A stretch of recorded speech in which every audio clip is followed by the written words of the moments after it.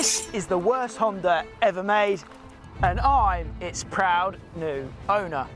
But what makes it so terrible, and why have I sunk my money into it? All will be revealed in this video.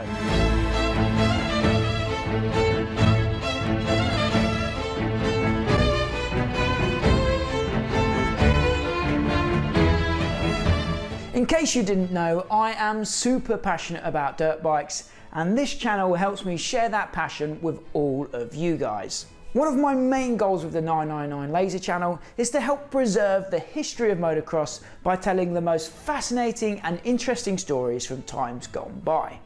Now, a lot of the time, those stories involve remarkable or infamous machines. I could just find a bunch of old footage featuring those bikes and lay down a voiceover retelling the history of what happened. But I always strive to give you guys a bit more than that. I think history is so much more interesting when you can touch, feel, see and hear the characters involved, and that's what we always try to do for you guys. That's why over the past few years I've become the owner of a few notorious bikes from motocross folklore. Buying those bikes has allowed us to ride them, test them, compare them and push them to their limits. It helps me bring their stories to life and makes history feel real. So that's why I've bought the 1981 Honda CR450R Elsinore, the first production big bore bike from Big Red, their first single shock machine as well, and the bike widely regarded as the worst Honda ever made. But why do they call it that? Can it really be that bad? Let's find out.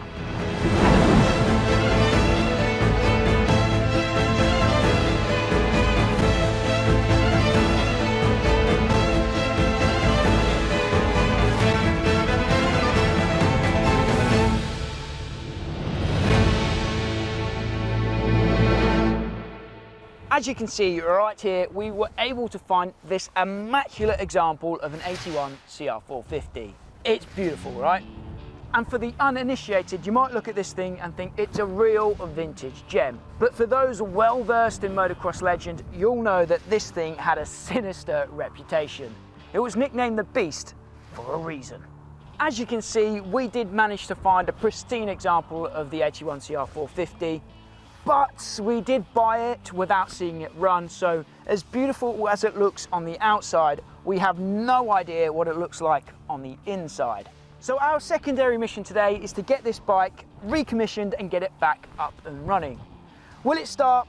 Right now I have no idea, but we'll find out soon enough. Before we do that though, let's first head back in time and set the stage for the arrival of the Beast.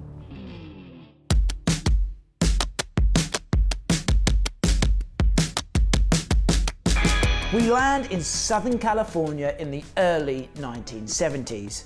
Off-road riding is booming in popularity and the Japanese motorcycle industry want in on that action. Suzuki and Yamaha are making strides in the US market and Honda want to follow. Honda officially entered the game in 1973 when they unveiled the CR250 Elsinore, which was followed in 1974 by the CR125 Elsinore, which were both revolutionary off-road machines. But what was with that Elsinore name? What did it mean, where did it come from, and why did Honda use it? Well, the Elsinore name was directly inspired by the Lake Elsinore GP, which was a renowned event held annually in the late 60s and early 70s in the relatively small SoCal town of Lake Elsinore. The event became globally famous thanks to the film On Any Sunday, where we saw Steve McQueen compete in the race. Honda used and trademarked the Elsinore name from 1973 to highlight the purpose-built off-road racing capabilities of their CR range of bikes. And of course, using that name was also a play to appeal to and engage the booming American market. And I would say it worked pretty damn well. Honda eventually stopped using the Elsinore name in about 1981 or 1982. By that time, the CR range was well established enough in the scene, in the sport, that they didn't feel they needed to use it anymore. So our bike here is one of the very last Hondas with that Elsie moniker. Through the 70s, Honda were very successful in the smaller classes with the CR125 and the CR250. And as the decade came to an end, they were looking to take that success into the big boy class. For years, Honda had been chasing titles in the open class at the professional level. That was the pinnacle of the sport after all. But they didn't have a production version of this big bore racer to sell to Joe Public. Honda fans had watched Brad Lackey come second in the world in 1978, and then they were thrilled to watch Graham Noyce win Honda their very first world title in 1979. But they still couldn't go out and buy an open class machine to emulate their Honda heroes. At the turn of the decade, word on the street was that Honda were finally working on their first big bore production two-stroke. But as the 80s got underway, there was still no big bore machine in the dealer showrooms. Noyce's championship success in 1979 was followed by Andre Mulherb, who won World Championship gold for Honda in 1980 and then again in 1981. And over in the USA, Chuck Sun had also won the 1980 AMA 500cc Outdoor National Championship for Honda as well. And Chuck finished third in that series in 1981 after a season-long battle with Brock Glover and Mike Bell. And that same year, Chuck was also a member of Team USA as they took their first ever win at the Motocross Des Nations, and he was also the second ever American to win a USGP. And all of that was of course on board a Honda.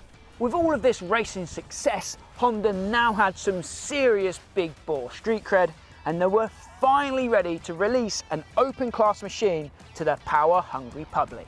The 1981 CR450R would be Honda's very first production big bore two-stroke, and they said that they would model this bike after those factory RC machines that had conquered the world.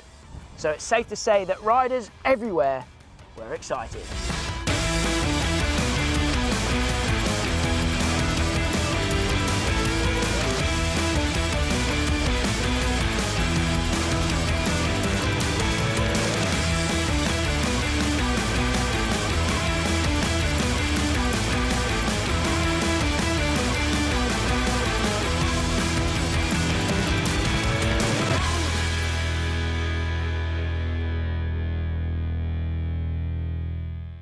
The hype for the release of the CR450 Elsinore was palpable. It was probably the most anticipated motocross bike ever released up until that point. And early images and spec sheets only fueled the fire of this excitement further. The CR450 would be the first monoshock bike from Honda, and the new ProLink suspension definitely had people eager to give it a go. The factory riders had been using monoshock bikes through the 1980 season, and now finally in 1981 the regular racer could give it a try for themselves. Like I said, Honda really leaned into the idea that the new CR450 was based directly off those RC factory machines. However, there were a lot of differences to those factory bikes that Honda maybe didn't shout too loudly about. The swing arms for Noyce and Mulherb were hand-welded pieces of art. To save money, the swing arm on this bike, the CR450, was manufactured using aluminium extrusion. For 1981, Honda switched to KYB for the forks. Probably the main boast for Honda though was the power. From the 431cc motor, the CR450 is said to have put out 53 horsepower at the crank and 43 horsepower at the rear wheel, which was right up there with the big hitters in the class. Now, from the numbers that I've seen, the Honda was also able to outrun both the Kawasaki and the Suzuki on the dyno as well. Honda believed that with so much power, they needed less gears. The factory bikes used a wide ratio 4-speed box, so the production version followed that thinking. For 1981, both the CR125 and the CR250 were now water-cooled, but the big brother, the biggest sibling, was still air-cooled. Honda didn't think they needed to worry about losing power to heat distortion when they had 53 ponies to play with. I tried my best to find an answer to this, but to my knowledge, the factory big bore bikes weren't water-cooled at this time either. I don't think the RC machines received that upgrade until 1983, but I'm sure there'll be someone watching that will be able to fact check that for me. Anyone that remembers these bikes from back in the day will know that this is not the standard front plate. The standard front plates, the original plates, were seriously ugly, and most people took them off straight away and threw them in the bin. But I think it would actually be cooler to have the original plate on there now, as ugly as it is. But because most of them were thrown in the bin, they're seriously hard to find. But why did they have this ugly front plate? Well, that original front plate was actually designed to be used on the water-cooled CR125 and CR250, and I guess just to save some costs, they just used that same front plate on the 450 as well. Now, at this time, the AMA had some pretty specific rules about the size and the placement of the front plate to allow sufficient airflow to pass over the water pumps. But seeing as the 450 was an air-cooled machine, this front plate just looked a bit silly and a bit ridiculous. It seems strange to us today, but the CR450 used a left-sided kicker. But that was the same as the CR125 and the CR250 of the same era. To us as a modern audience, it does seem strange, like I said, but back then in the 80s, it wasn't so uncommon to have a left-sided kickstart. Unlike the smaller bikes, Honda weren't too worried about weight saving on the RC450. After all, with all of that power, why worry? But I'm sure it's something that the factory team probably did worry about. The chrome moly steel frame was the same as the 250 and was said to be strong and flex-free. As you can see, the seat was big and thick at the front here, and the red paint job really finished it off and made the bike stand out. The bike looked and felt tall. Combine that with the left-sided kicker and it was difficult to start, especially for the shorties. Sorry, Sean. Upon release, initial reviews were actually quite good. I found a contemporary review from Cycle World, and they actually had some great things to say about the 1981 Honda CR450 Elsinore. According to Cycle World, attention to detail was incredible. They said the newest CR from Honda is a delight to ride, and they called it a fantastic jumper. And they also added, it handles like a 250 and doesn't feel like an open class bike. But I think there might be a good reason for that, which we'll get to in a bit. The power delivery was said to be smooth and predictable with no flat spots. It was controllable and usable, and the gears shifted perfectly, which sounds great. But in regards to power, I have also heard the exact opposite of that assessment as well. But like I said, we'll get to those reviews in a second. Cycle World finished their review with this conclusion. First year efforts usually come with a few inevitable flaws to be corrected the following year. If Honda had introduced this bike when it was expected in 1980, we would have found those flaws. Instead, Honda worked more on the factory bike, experimenting right until the time of production with different suspension and springs. And that produced as fine a first year effort as anyone else's second or third. Once again, Honda did it right. So Honda had smashed the ball out the park. Mission complete. The CR450 was a success. But if you're a student of dirt bike history, you'll know that when this thing hit the showrooms, that certainly wasn't the case. The 1981 Honda CR450 Elsinore would go on to become one of the biggest flops in motocross history.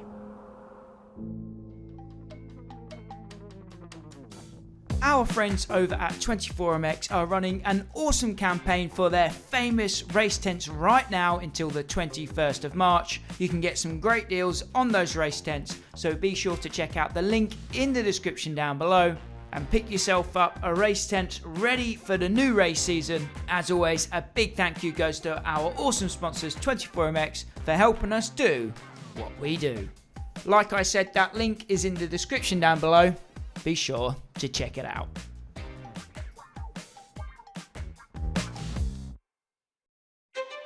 Once the bikes were unleashed and hit the real world, reality started to set in for the proud new owners of the 450 Elsinore.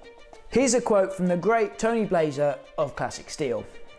Tony said, "There was no doubt the new LCs looked the part. Little things pointed at Honda's apparent attention to detail. Once you dug a little deeper, however, there were problems." In the power department, many people complained that the CR450 felt more like a bored out 250 rather than a true big bore bruiser.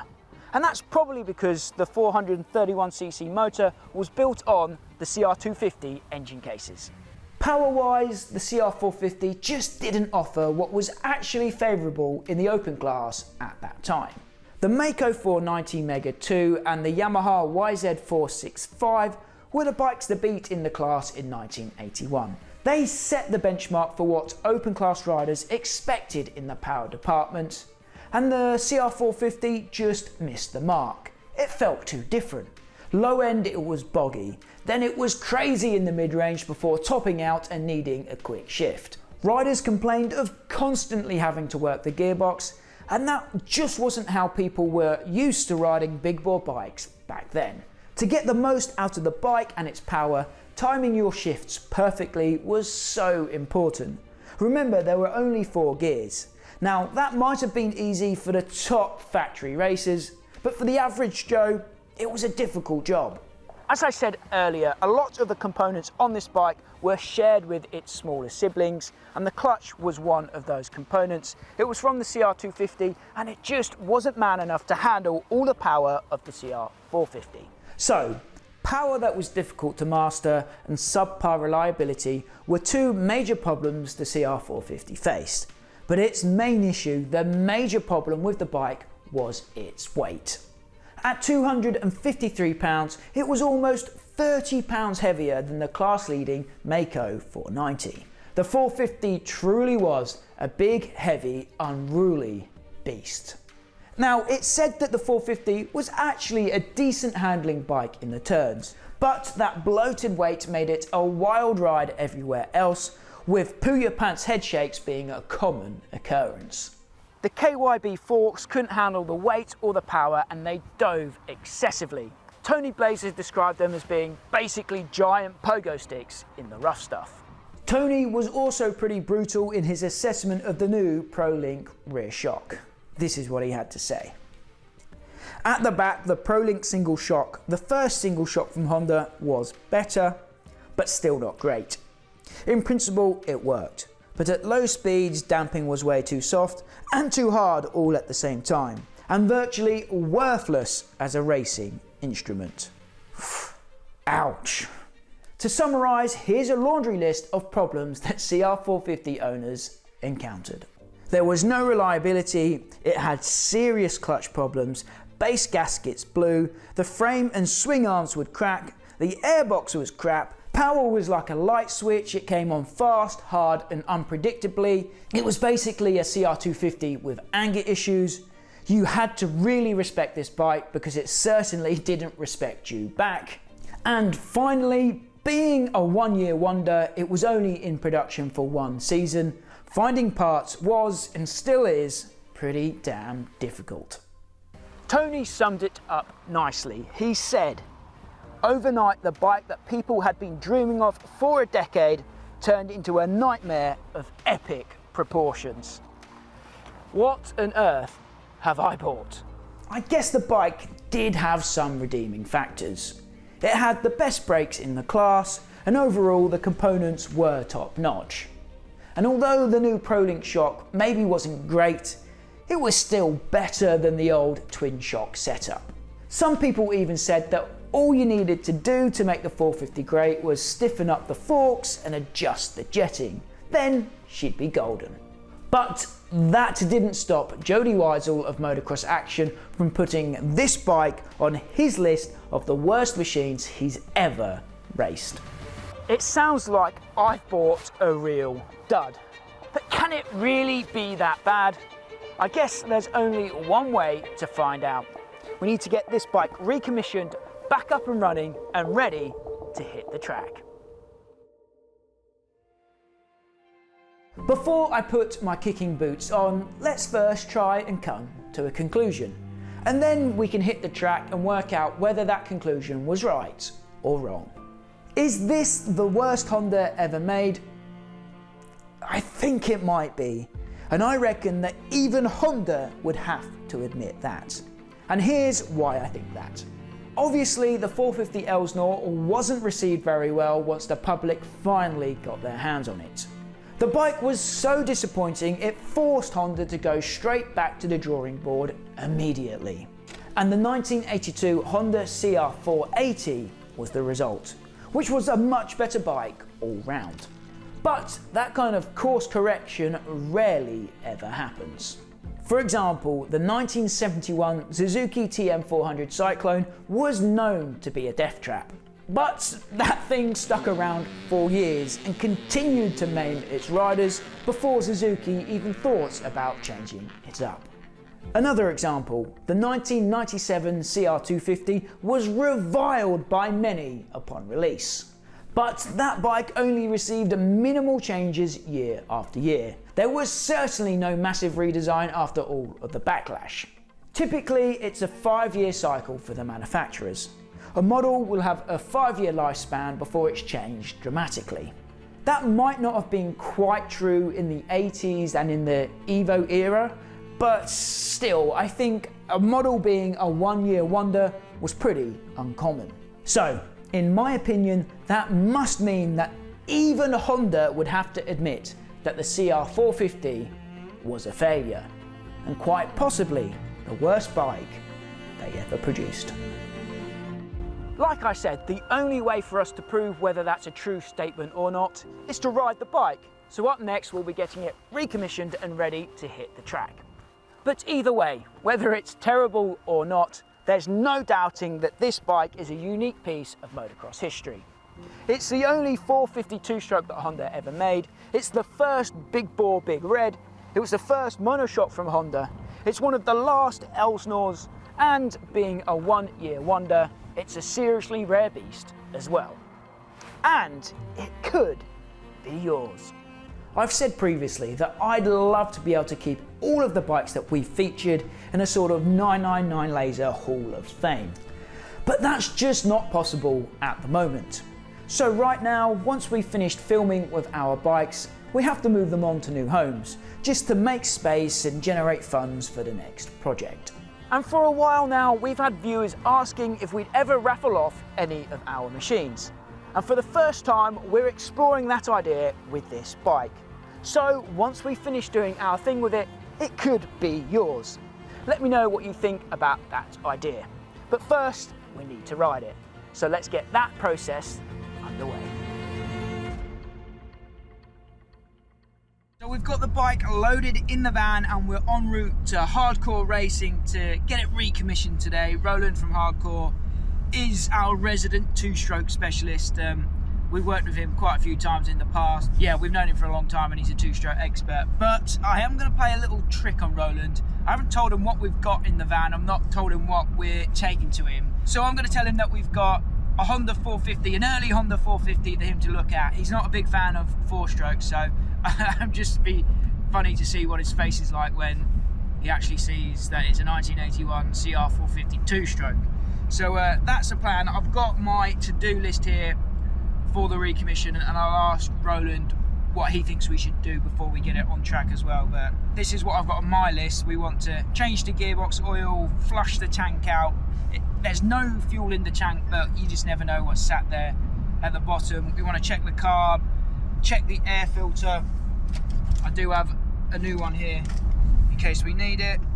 We'll check the jetting as well. That is the main reason I want Roland's advice. He's the master at that. We'll check the tyre pressures and things, because God knows when they was last checked, and we want to be safe before we hit the track. And then finally, we'll see if I can get the bike started. It's a left kicker, remember, so it's going to take a bit of... It's going to take some kicks, I should think. I can't do it with my left leg. I'm going to have to be a wimp and do it with my right leg standing on the stand. But we'll see if we can get it started. That is the plan. Off to Hardcore Racing we go. So we're here at Hardcore Racing with Roland Shaw, the main man. He's going to be the one looking at the bike today, and I haven't told him what it is yet. No, I'm quite intrigued. We've had conversations, but what it is hasn't been mentioned yet, so no. And normally you do, which means something. Normally it's not a secret. I know how you like your 450s, so I've brought to you an early Honda 450 for you to look at today. Wow. It's been sat for at least 6 years dormant, but it's probably been sat longer than that, but that's what the last owner told us. So it needs a good looking through. It is pretty clean, but that's on the outside. So I just want to make sure it's safe before I go and ride it, basically. Yeah. Which is why we're here. So I'll go and get it out of the van now, and then we can see Roland's reaction. Seems a lot of secrecy about the CR450. Well, you know how we roll,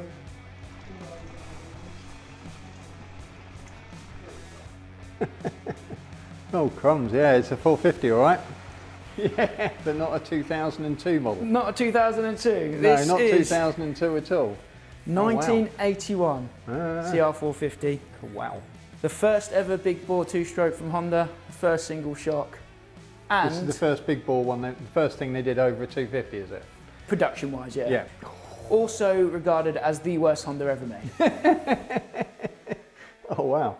Yeah. Left-hand kicker. And a left-hand kicker. I'm looking at Kickstart I know going, how we enjoy those. I'm glad I haven't bought any boots for me. Yeah. Oh man, Pretty- what a thing. Pretty nice, You've though, got a right? bit more of a smile on your face when you notice like actual four-stroke. I think I do actually quite like the Honda 450 and so forth as a as a bike. I think it's a class leader, the CRF 450. But yeah, this is more my world as we know. Yeah. Right, well, there's a filter on there, and the filter's all nice and clean. There are a few bits and pieces, wouldn't it, to give it a flush out at some point, but there's not really very much in there. It's for what it is. It's all good, but there's nothing there that's going to go through that or bug up that filter. We'll have a look at them, but probably put brand spanking new jets in. You know, have a look in the bowl, make sure there's no crud in there. And as long as we've got a spark, feels like you've got some.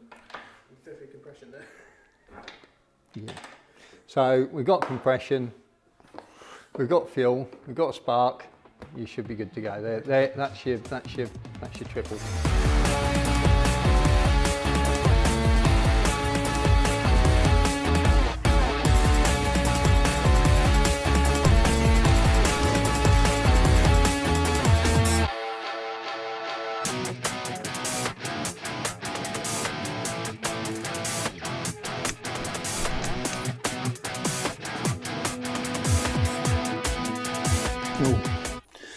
We have unpleasantness coming out. Oh dear, Yeah. Definitely not minty fresh. So it's good to do this. Yeah, 100%. It's a bit grim. Not so bad. I've seen considerably worse, but yeah, definitely a good idea to get this lot out and replace it.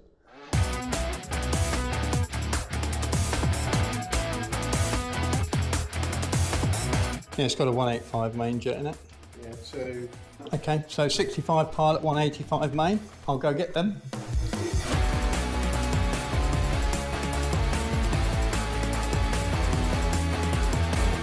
Look at that. Now that's what you call a carburetor spring.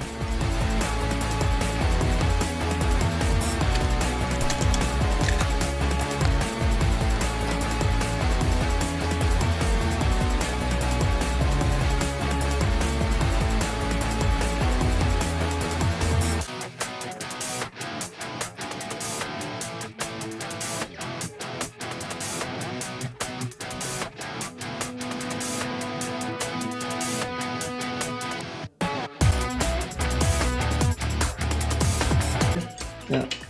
ready? Yeah, go on, see if we get one from there. Yeah, we got a nice bluey. Yeah, no, that's all good. So boots on.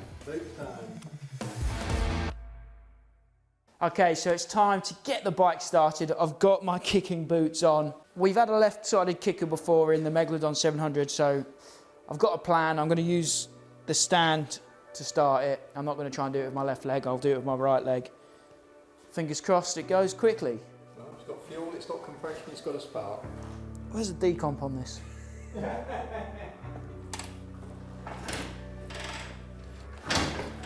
bloody hell. Just stand that way, just find the side. Yeah. The seat will bring that brake. There you go, you're all good. And you just clear that up and put this bit on.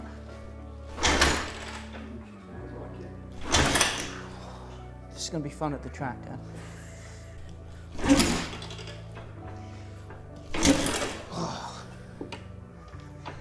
Great things.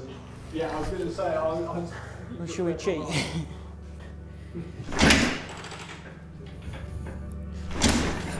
Ooh.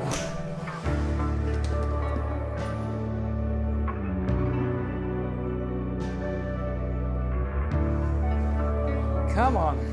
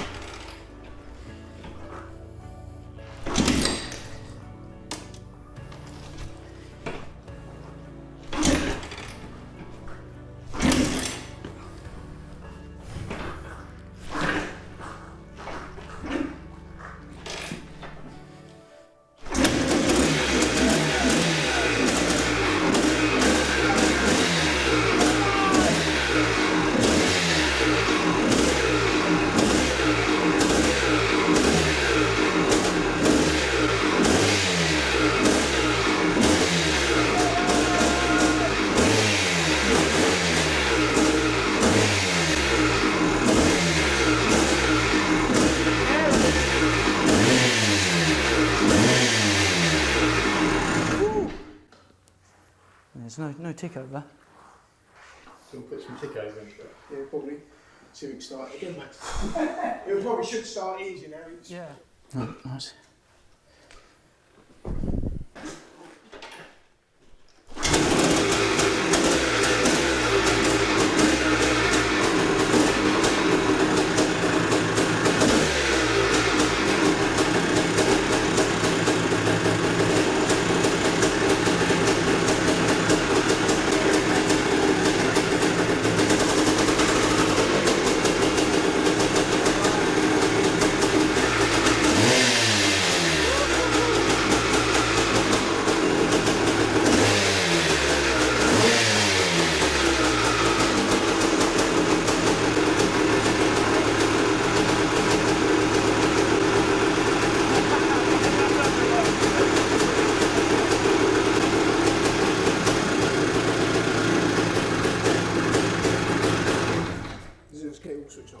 Yeah, no kill switch, but so thanks to Roland at Hardcore Racing. The beast is alive. She's ready to hit the track. So big thank you goes to Roland for your help this afternoon. Subscribe to the channel if you want to see this thing in action on the track. We've got some cool plans with it coming soon to the channel. As always, you've been watching 999 Laser. My name's Max. Till next time, we'll see you at the track.